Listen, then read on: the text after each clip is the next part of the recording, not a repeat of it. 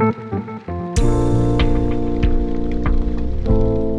to Urbanism Vancouver, a podcast that explores how our built environment shapes our everyday lives and community experiences. I'm your host, Helen Lui. Join me as we discover where we live, work, and play, and how we can shape better communities. With each episode, we'll bring a bit of insight and industry experience from myself and my guests. We'll dive into the inner workings of our urban surroundings and explore how places are planned, designed, and built, and discuss ways to create more livable, equitable, and sustainable cities. I hope that you'll learn a little and be inspired to be more curious and more involved in impacting positive change. Before we get started today, we want to acknowledge that this podcast is recorded and produced on the traditional and unceded territories of the Coast Salish peoples, including the Musqueam, Squamish, and the Tsleil-Waututh nations. We pay our respects to their elders past, present, and emerging, and recognize the enduring connection they have to this land. We strive to have our conversations contribute towards reconciliation and work towards sustainability and equity for all the custodians of the lands.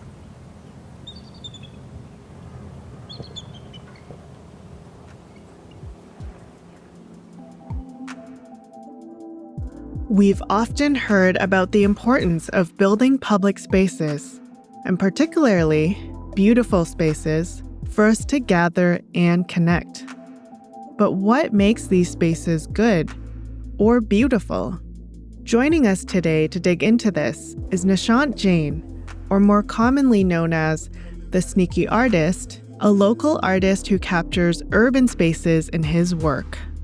So my art is drawn entirely on location. Everything I draw right where I am.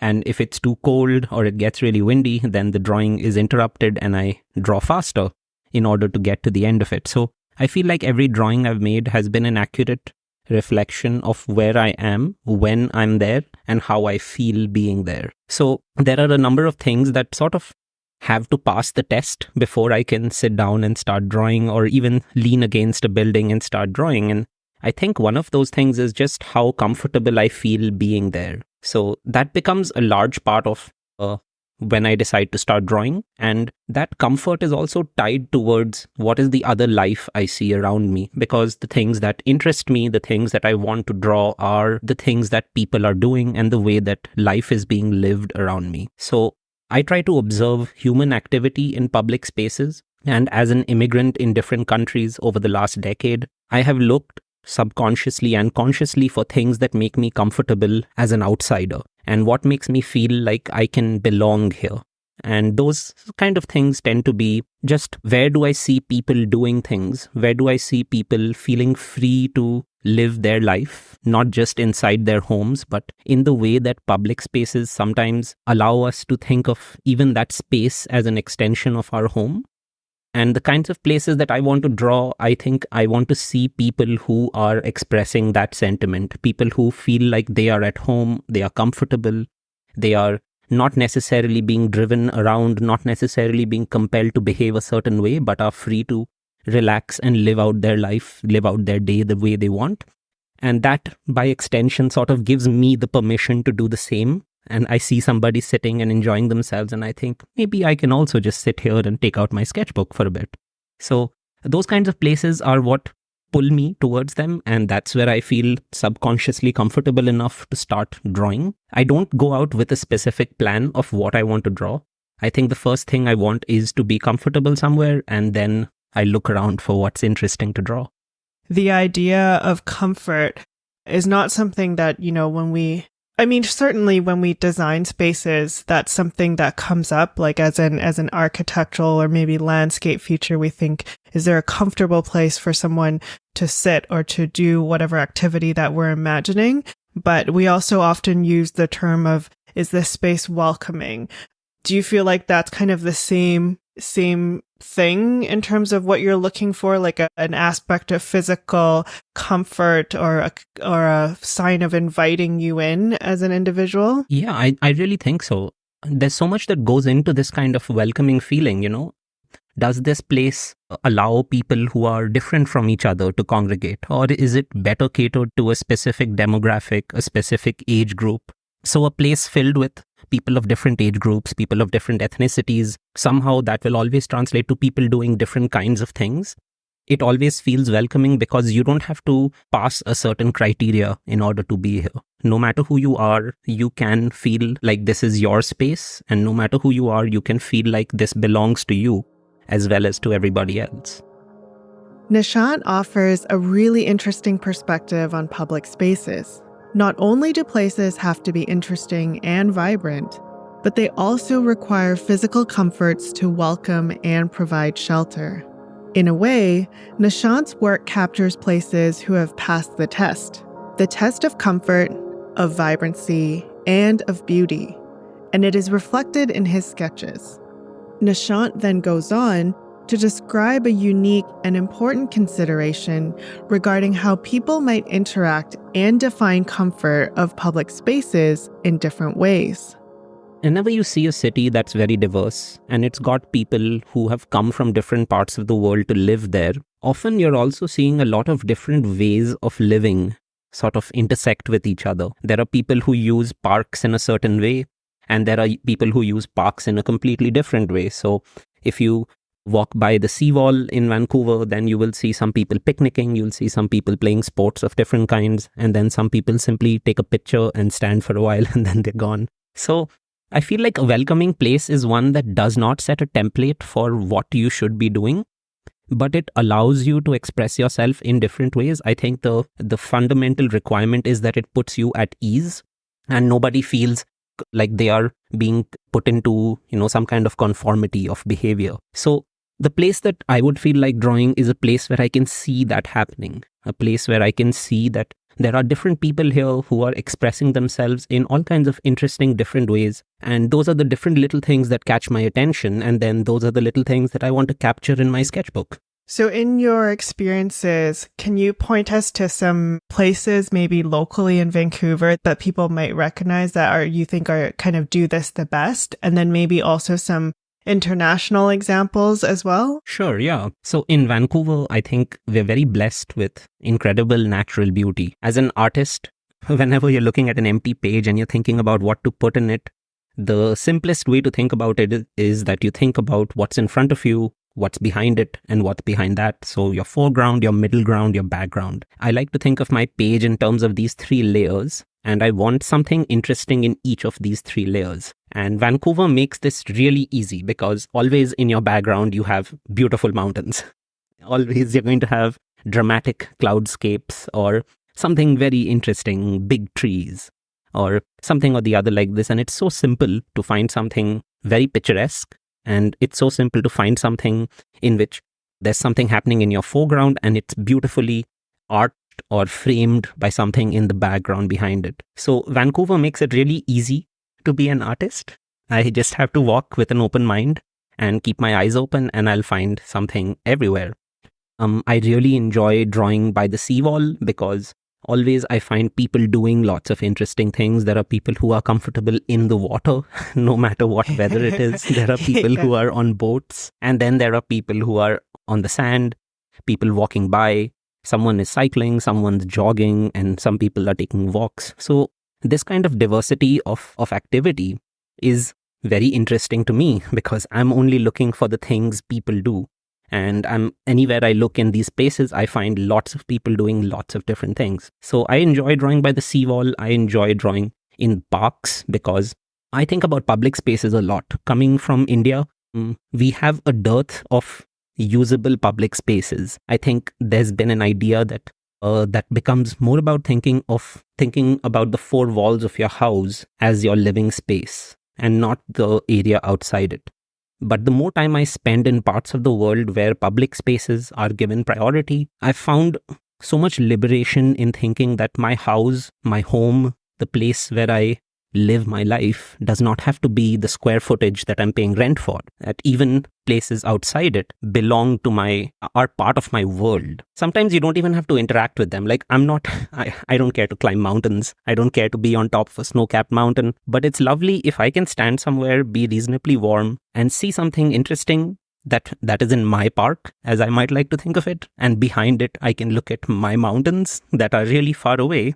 But in my world, they're just a very interesting background element. They just always frame all the things I see. And just in being there, being really far away from me, they're still a part of my world because they're always in my view. They're always in the places where I'm going. Even if I walk around in the city, the mountains are always there. And it feels like, therefore, they are always a part of my world, even if I never go on top of them. I think the point you raised there about how people define what's considered their home and the space that they use to live their life, I feel like that's still something that's maybe up for debate in North America and maybe in Canada specifically, because, if you live right in, say, downtown or kind of near Olympic Village or Cambie Street or whatnot, where some of us live, we are used to this idea that you're always out for walks, you're always using different spaces in your day-to-day about life. But, where I grew up in suburban Delta, you do all of those things in your home, in your yard. So that's quite different. And it really, I think, impacts the quality of some of those spaces that you might be looking for when you're looking for a place to sketch or feel comfortable in, right? Yeah. I mean, I think that is a North American idea of that the dream house or the thing that you want is this space which is yours, almost like a fortress. Like it's got your house, it's got your entertainment, a huge pantry and a huge backyard and no neighbors in sight. So there's this idea that you want this space, like this chunk of land that is yours. And the Indian idea of that dream scenario is that you are surrounded by people. You're living in a place where there is everybody all the time. And that's what people aspire to. So there's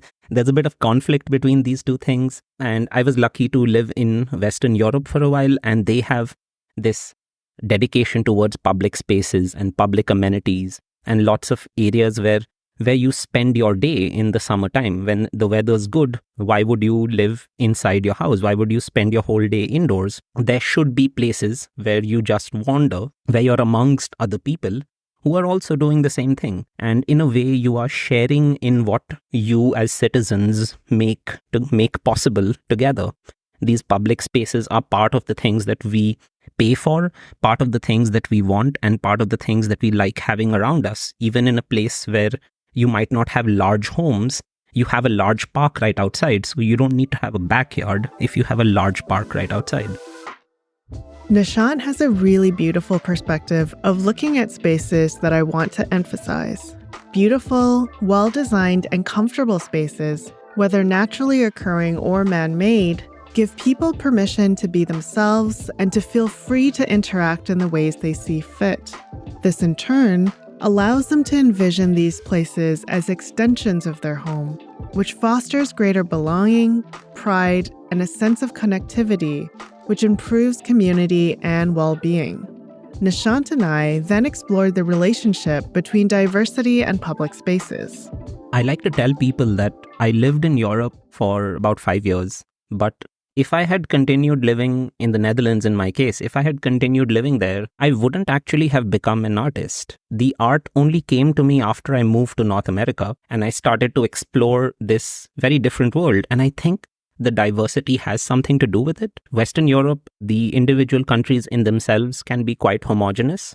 And what that does is it puts you in I feel like I almost like I don't want to think that it is true that, a person shouldn't need to take permission from other people to live their life a certain way or to express themselves. But I feel like at a subconscious level, we are looking for permission from each other.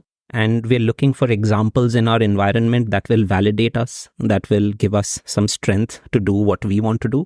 And being in a truly diverse place. So the first place in the US when I moved to was Chicago. And that is one of the most diverse cities in the world. And I really loved it for that reason. It felt like anyone can be anyone here. And so I can also be anyone here. And I don't have to carry a certain identity as a brown person. Brown people are supposed to be this or that.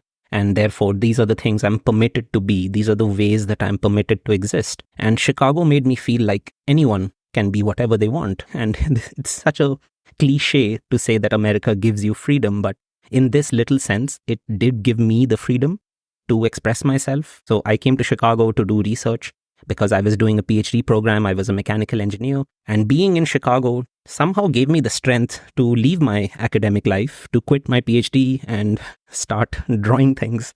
And that's how I'm an artist today. And it would not have been possible without coming to North America, without being on the streets of Chicago, just walking around, watching people simply do whatever they want to do, like a very specific American quality of people not giving a damn about who's looking and just really being themselves, even if it's completely crazy.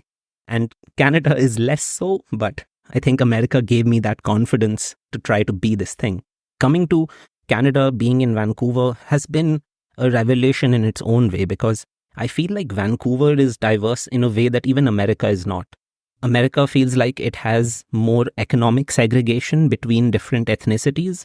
There are people of certain ethnicities who are going to be CEOs, certain people who are going to be in tech, certain people who are going to be in medical fields, etc. And Canada feels a little bit even more mixed up, like literally anybody could be anything, anywhere. And you can't put that kind of ethnic or national identity to different, according to different economies or different professions or different economic strata. So I feel like Canada has shown me even more diversity. And, it manifests in little ways. Like if you go to a cafe and you can hear 4 languages or 5 languages, you walk down a street and you hear people talking in different languages, you see them dressed in different ways. Suddenly it tells you that this is something I'm also allowed to do.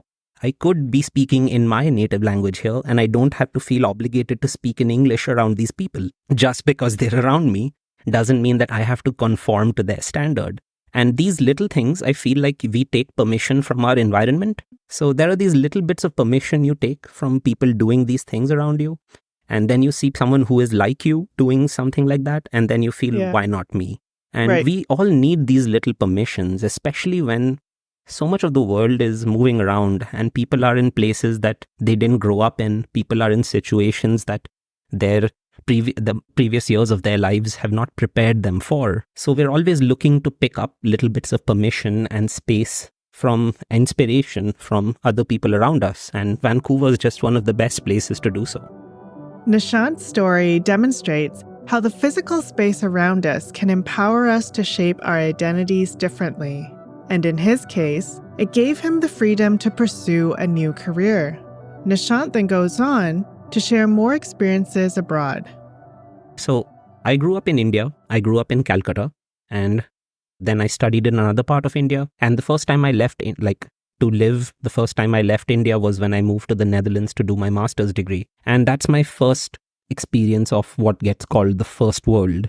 And the Netherlands is a very particular kind of place. It's super organized, almost to an unreal degree. I remember the first couple of nights I couldn't sleep because I was never used to such complete silence. It drove me crazy to look outside my balcony and to see that there is a red light and there are no cars, but one solitary car comes to the intersection and it stops at the red light because it's red.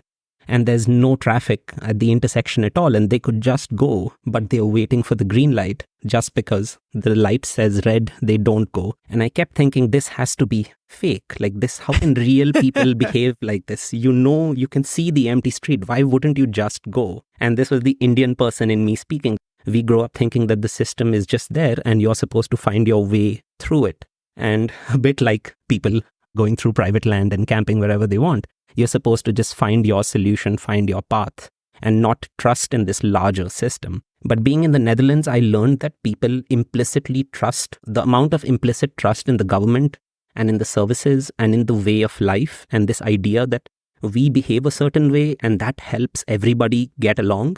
That helps everybody live in a harmonious manner. And these rules are not being followed because I'm benefiting in this moment, like I am stopped at a red light for no good reason. But if we are part of this culture, then everybody stops at the light and everybody respects traffic and everybody in the larger scheme of things wins.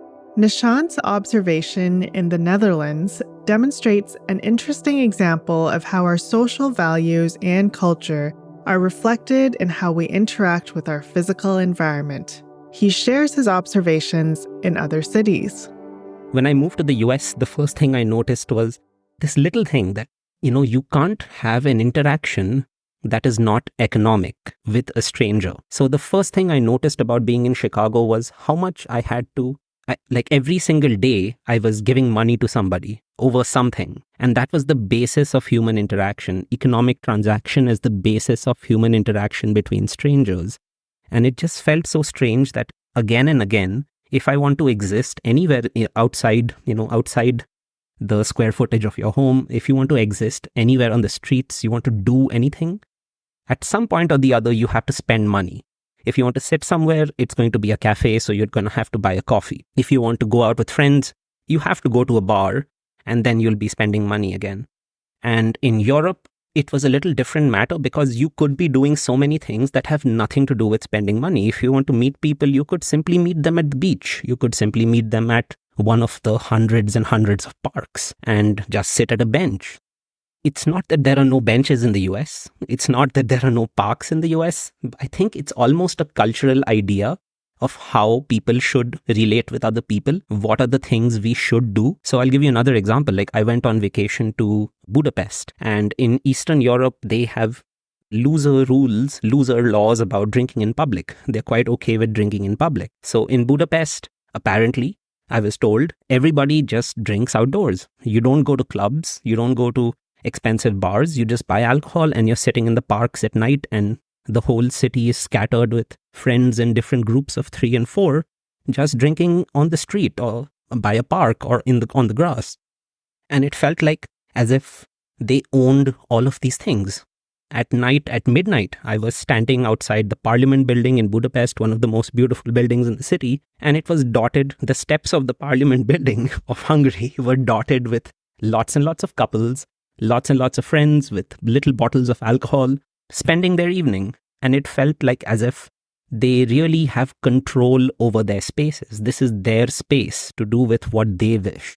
And it was a kind of citizen power that I had not really been privy to before. I didn't grow up in this kind of world, and I hadn't expected to see it, and I hadn't expected it to feel so profound when I saw it. It's different in the US again. There are such strict laws around things, and a lot of these laws are quite conservative and prudish in nature.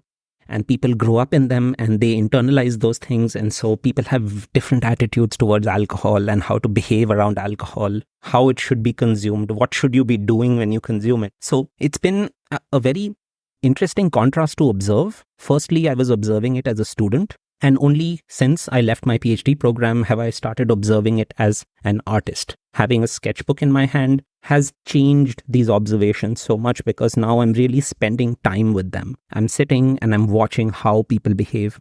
And it's changed how I see these places again. Recently, I went back to the Netherlands with my sketchbook this time, and I was drawing in these public spaces that I would otherwise just walk by or hang out with my friends at. And it was a completely different experience to see how open they are, how easy it is to be a tourist. Because everything is for anyone, and you could sit anywhere at the steps of any church or any statue, and it's your space for now. Nishant's experience in North American spaces illustrate how they are designed based on our focus on economic activity. In contrast, his experiences in Europe demonstrate public spaces that accommodate a greater variety of behavior and activity. Nishant and I then explored the topic of third spaces. Third spaces are locations that facilitate social interaction outside of the people that you live or work with and encourage public relaxation.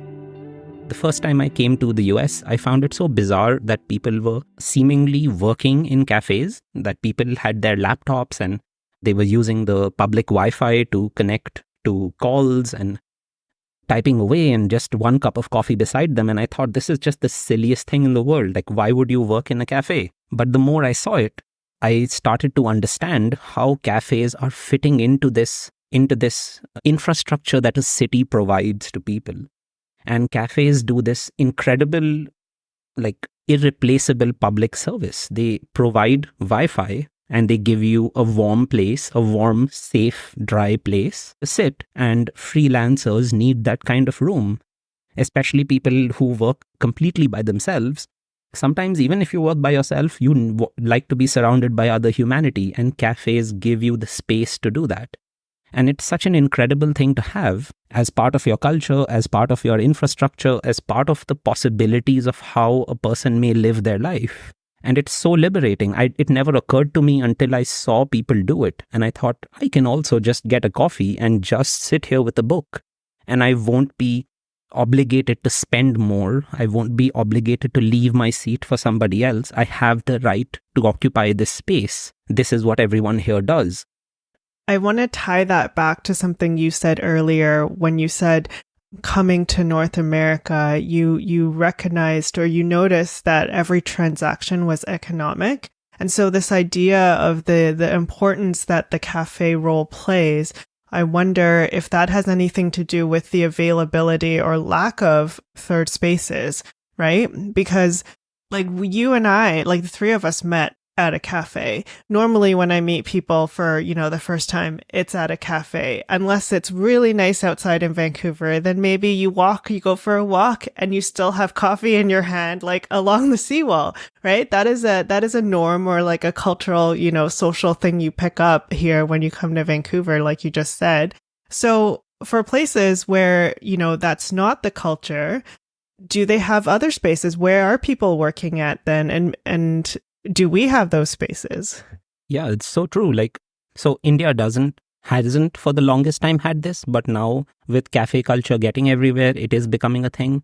So the idea would be that if you're meeting somebody, you call them home. And it's so common in India to call people home. And then there are cultures and there are countries where this is never done and it never happens. You would meet anywhere, but you would not just casually call somebody home. Right. And you do look for cafes and third spaces in order to do this. There are places where a cafe is okay, but actually going for a walk with somebody, like even with to-go coffee, is a little too informal.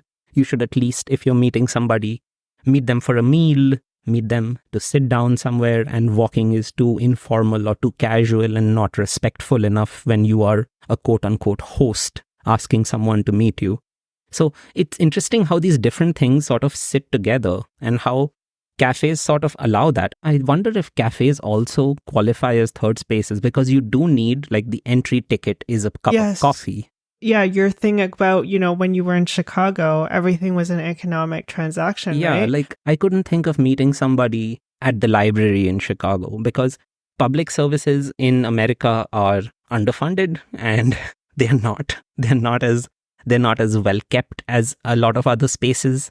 You might find them, like the Vancouver Public Library is an excellent place, I think, to meet somebody or to just be at. But in a lot of countries, the local libraries are not really well funded and are not places where you want to be or where you feel happy spending time. So I do think third spaces interfere with this idea of economic activity, and certain countries prioritize economic activity over everything else. I think there is, as an outsider, it's a little unkind to think, but as an outsider, it did feel to me like America treats its people as units of economic activity. The job of a human being. I'm not surprised.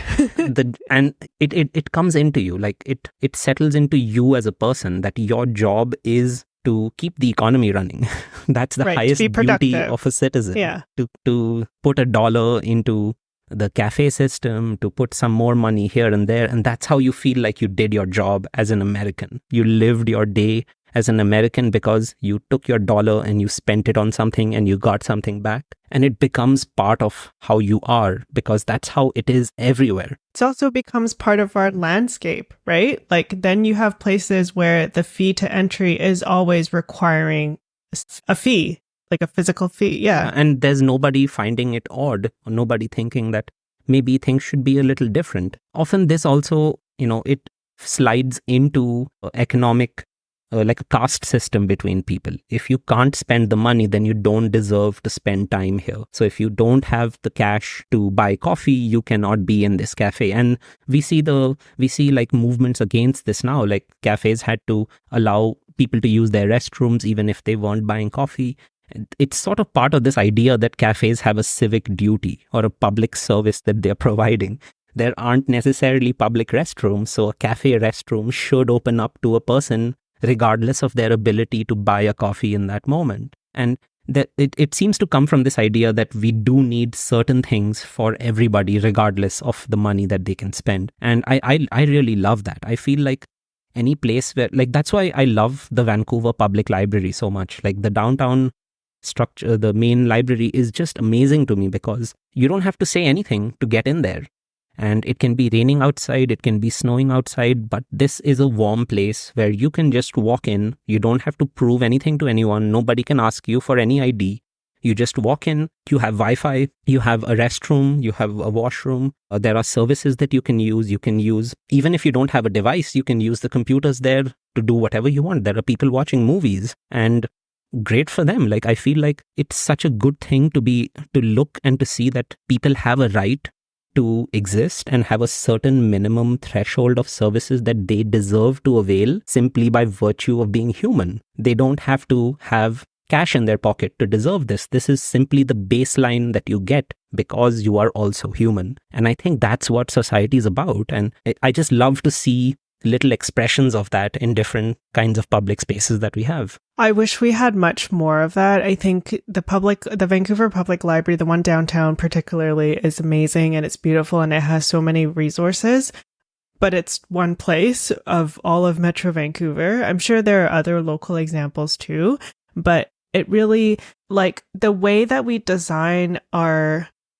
environments, like physical environments, reflect the values of our society, right? The fact that cafes, as you mentioned, now have to bear this civic duty of being public restrooms, being the place where people hang out and meet up for, whatever reason. It's because we're making a value statement that anytime you get together for an activity, anytime you need a basic need of a public bathroom, you have to spend money. Curiously, though, I think you don't have the right to use a cafe restroom in the Netherlands if you don't spend money. They do charge you like a euro or €2 even if you say you don't want to buy a coffee or a burger or whatever. It's one of those things. Like, there are a lot of public services, maybe because there are public services, that cafes are not required to cater to anybody.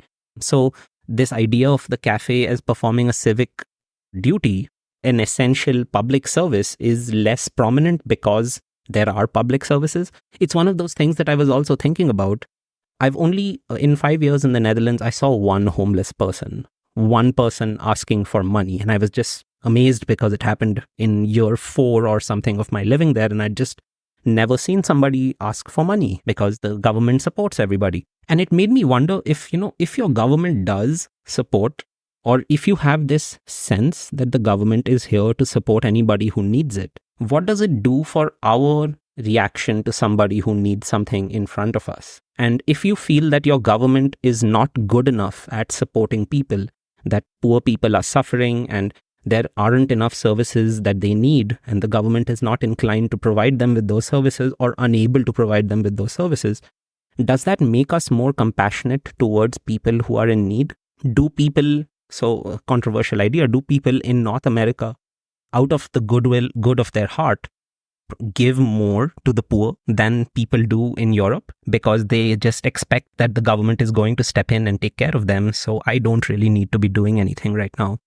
I'd actually argue the opposite. I'd argue that the way that our governments either sufficiently or insufficiently supports our general population, especially those who need the most help or assistance, is a reflection of our societal values.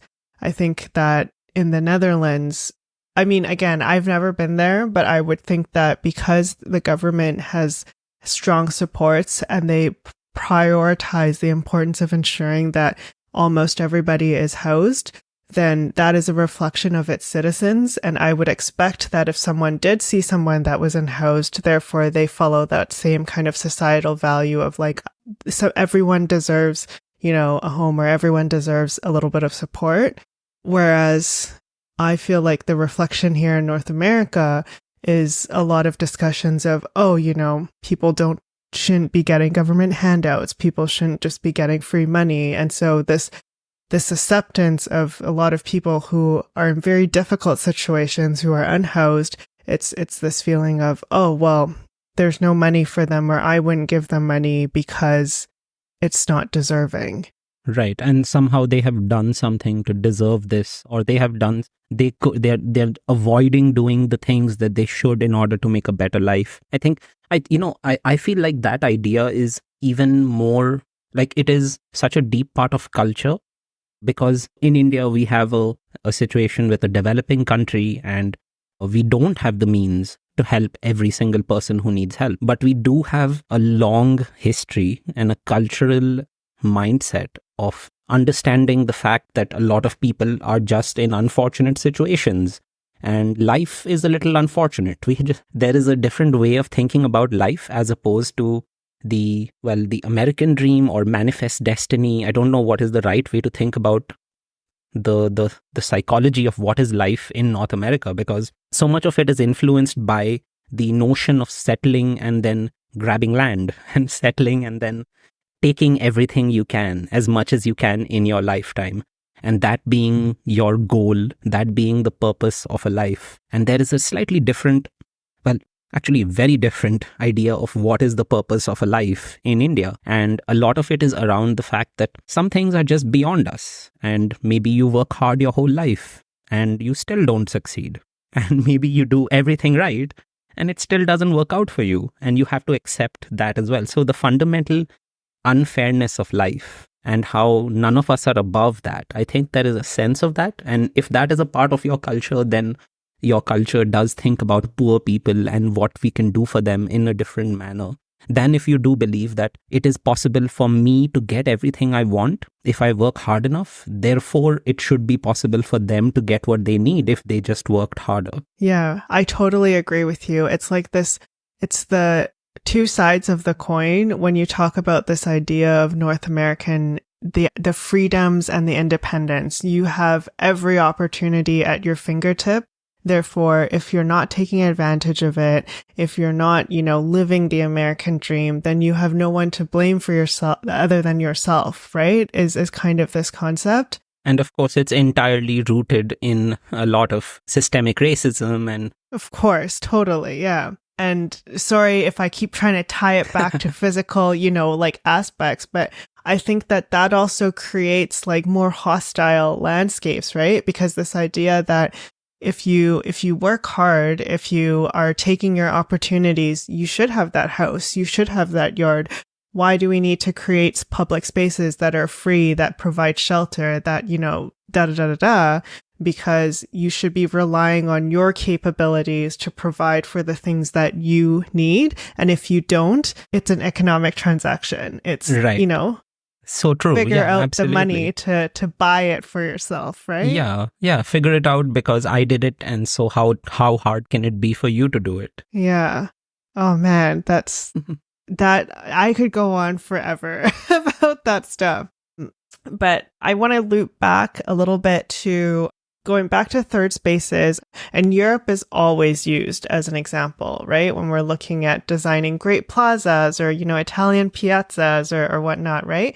So can you give us are there any examples of really great third spaces or maybe places you've sketched that perhaps are free, not a cafe, and kind of allows people to be and do what they want to do? Yeah. So, places that come to mind are, firstly, I think Chicago is one of the great cities of the world in terms of also its public spaces. And I started drawing in sketchbooks because of how enamored I was of Chicago. So a lot of my answers, whenever I think of the things I want to say, it's usually a vision of Chicago that comes to my mind. So one of the things that strikes me, therefore, is the space of public arts and how they live around us. So large sculptures or large murals and things like this, and how when you put those things in public spaces, you allow people to relate with them, you allow people to interact with them. We have a really ugly runner somewhere along the seawall, kind of looks like Gollum. Yes. Yeah, I think they took it down. Oh, did they? Oh no. I think, the red one, right? The red one. Yeah, I think a lot of people complained and may have took it down. I could be wrong. It was quite hilarious. It was yes, exactly like Gollum he had his hands on his knees and he was obviously trying to catch a breath, so a runner, but he looked like Gollum trying to reach for the ring. And I know people would pose under it and take pictures like that. Yes. And for all of how ugly that sculpture was, I thought it is so beautiful that people are interacting with it and they're making it part of their world. Tourists, people would bring their friends who are visiting and they would come and show them this thing that you have to pose under this sculpture and I'll take a picture of you doing this or doing that. And I think that's beautiful. I think it's lovely that that things are done just for people to own in different ways, to play with, to interact with, to sit under and have, like, there is a Picasso sculpture in downtown Chicago, and it's a huge sculpture, and people sit and have lunch under it, and a little kid is sliding down one part of it, and people use it as a landmark to call Ubers that I'm outside the untitled Picasso sculpture and find me here. So, places that strike me as interesting in this manner are places that, they fundamentally seem to understand that the reason for this city is that there are people here. You see this in Italian piazzas and all these beautiful public squares in different cities where there is a lot of public sculpture, there's a lot of public art. And the idea is that this does belong to people. Budapest is a city full of public sculptures. In pretty much every major street has 2 or 3 beautiful sculptures on it. And they're all accessible. They're not all elevated on a podium, so they're, out of touch. There is a sculpture I remember of a policeman who everybody's supposed to rub the belly off for good luck. So it's a brass sculpture, and just around the belly, it's really shiny and bright, and the rest is darker because it's oxidized. So you can literally see where people touch this guy. They always rub his belly, they always rub his cheeks, and you can see it because the color is different. So there is a way that you can see people have reacted and interacted with this thing that's here. And that gives you freedom. That gives you a space to do something yourself, to be part of it yourself. So the interesting public spaces are the ones that don't set any rules. They just have these little, for lack of a better word, they have these little playthings and you're invited to play with them, take pictures with them. If you go to Millennium Park in Chicago, there's a lot of public art. There's this beautiful digital screen of various people's faces, and one of them will suddenly open their mouth and water gushes out of this installation. So it's you always going to see little children surprised by it and then playing under this makeshift temporary fountain. And it's wonderful the way that these spaces exist only for people to come and play in. They are not beautiful and therefore don't touch them. I get really ticked off by signs that say, please stay off the grass. Yeah. Because I think, what else is grass for? The only reason we have grass is so I can walk on it with bare feet, and it's so soft. Like, grass is not there just to be beautiful and for me to not touch or for me to not be on it. The only reason a city has amenities is because we should use them. Because the only reason a city exists is because we need things. The only reason we have a train is because people want to get from A to B. And the only reason there's a public square is because you want people to, a city is this artificial thing built in nature so that we can get various things that we feel like getting, whether it's caffeine or whether it's meeting somebody or whether it's food or alcohol. And outside of its public utility, there is just no reason for a city to exist. There's almost like a bit of irony there, because you're talking about all the best public art pieces and how the importance there is that the way that it encourages people to come and interact and to touch and to play, and that the beauty of whether this piece is beautiful or not is almost less important. And I think often when we design spaces, when we design even buildings, we're so obsessed with the aesthetic value of a place that we prioritize that more than the importance of, like you said, places are made of people, right? You're drawn to places, and the importance of places is for people to use them. So I almost feel like we need to shift our focus. How do we get people engaged? How do we get people interacting? It might be a really ugly sculpture and you talk about it. There's contention, and it just works that's okay. counterintuitively. It works because of how ugly it is. One of the things I really love is when I see graffiti, I love seeing graffiti because, somebody with just a can of paint says that this is now my wall. And maybe you paint over it and it's gone tomorrow. So it's by its nature, it's ephemeral art. It's never going to last too long. But somebody decided that I'm going to leave a mark. I'm going to say something. People have found graffiti even in Pompeii, like the city that was covered in volcanic ash like 2000 years ago. They found graffiti. It's just a part of who we are, to try to own things and try to leave a mark of ourselves. And I find graffiti is also such a powerful, liberating thing. It just shows somebody really wanted to leave their mark behind. Sometimes it's absolutely gorgeous and you don't want it to be gone. Is art something that we give to people and then they are supposed to take it? Or is art something that people give meaning to because they look at it and then it becomes a part of their life? So I think of cities also in the same way. Like, so much design is emergent design. So much of intelligent design is, let's make the thing, let's see how people use it, and then we'll know what it's for or whether it's for anything. Like to make a park and not make any footpaths and let people walk on it and see where they walk. And then you put the footpath down. It sort of suggests that there is a wisdom in humanity as a whole, and we're going to use that intelligence rather than making a top-down decision of how you should walk in this park, how you should feel about this art. How should you take pictures next to this runner who on the seawall?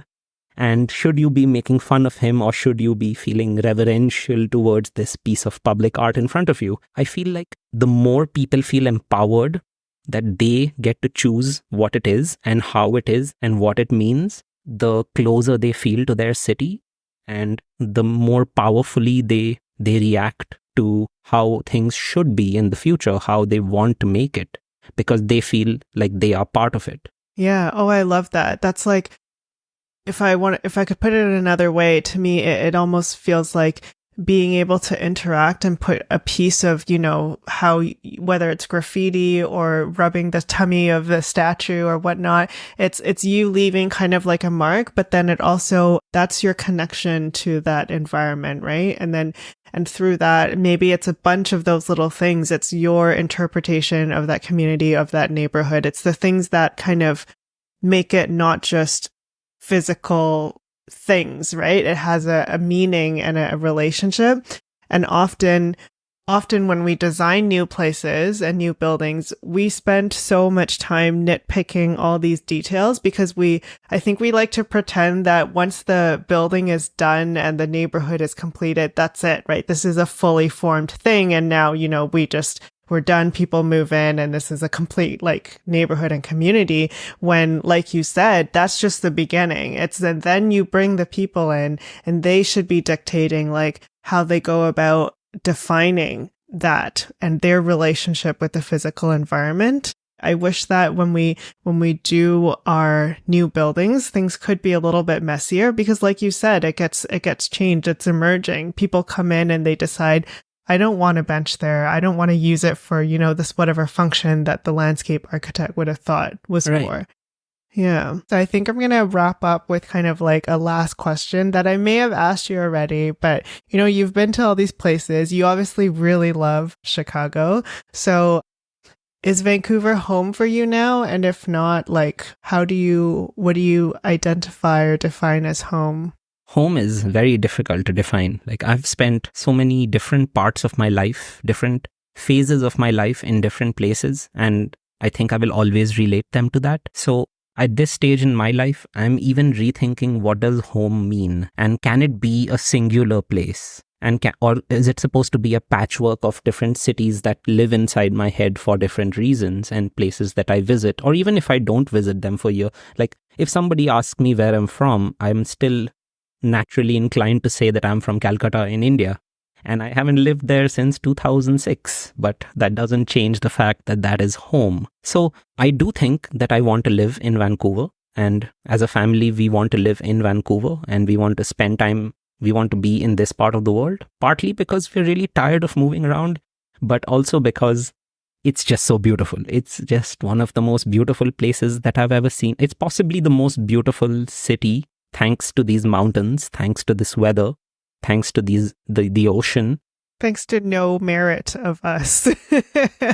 As we've spoken before, like Vancouver is just blessed with such natural goodness that it overrides a lot of concerns about affordability and what really are the civic services that they're offering, considering it's not such a populated part of the world. What happens to this place once it does get more populated? Are they really ready to, so many of our ideas of, even when I talk about Western Europe, these are places that simply have not had to bear the brunt of diversity, of lots of people. They have had the luxury of designing systems for a manageable population. They have had the luxury of designing systems that have benefited from colonialism. So a lot of capital, because all the ugly things are being done in other parts of the world. So I wonder if our idea of first world and developed places is really fair, is this the model we should think about? Or is the world really how 3 billion people live in other parts of the world? Or is it how 30 million people live in Canada, or how 20 million people live in the Netherlands? So I wonder what really we should be looking to, what we should be moving towards. But I'm really glad to be in Vancouver. I think I'm very lucky to live in such a beautiful place. It's a great place to be, and it's a very easy place to be an artist. Everything is beautiful. And it's just been so much fun discovering things around here. I've become more of an outdoors person. I've started to enjoy mountains a little more. Maybe one day I will even enjoy the snow. Well, if you don't, our city simply shuts down when it snows. So there's always that. You can always just stay inside until it goes away. Yeah. Well, thank you so much. I really appreciate you, first of all, joining us for the episode, but also I hope that with this conversation, people will kind of be inspired to look at the way that we build and use spaces a little bit differently. Like you say, beautiful isn't always aesthetically pleasing, and the things that are important should be more people focused and more focused on creating vibrancy and welcoming and spaces that are comfortable. So I love that. And I think we need much more of that lens and that perspective in urban planning and architecture and all those things related to development. Yeah, and I'm learning so much about it through your podcast, because this is the subject I've laterally become interested in by virtue of making it my business to walk around streets and look at things and wonder why it's like this, why it isn't a certain way.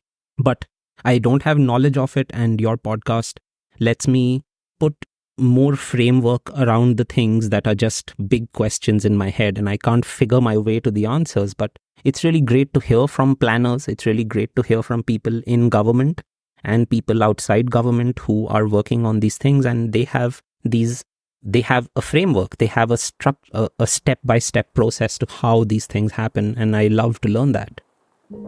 Nishant's perspective offers such a beautiful reminder of why our shared public spaces are so important to our communities. He has also challenged the traditional definition of beauty when it comes to urban landscapes. While beautiful places are often defined by their physical qualities, there are so many more elements we should consider. For example, does it invite you? Does it make you feel welcome and safe? Does it offer you permission to be free, to be yourself, and to engage with it as you see fit? While some of these aspects may be easier to design for, others might become more challenging when we add a diverse mix of social norms, rules, and cultural histories into the mix. Taking all of these aspects into account is really important. Having beautiful, accessible, and inclusive public spaces not only provide great third places for communities to gather, they also can become an extension of people's sense of home and belonging. This fosters more connectivity, as well as a greater pride and accountability for public places and the people within them. Great public spaces strengthen our communities, and cities should be more accountable to ensuring that we have more public space that is welcoming, inclusive, and serving the needs of everyone. You've been listening to Urbanism Vancouver, the podcast dedicated to bettering our built environment. Be sure to follow us on your listening platform of choice so you don't miss our future releases. I'm Helen Lui. Thanks for listening.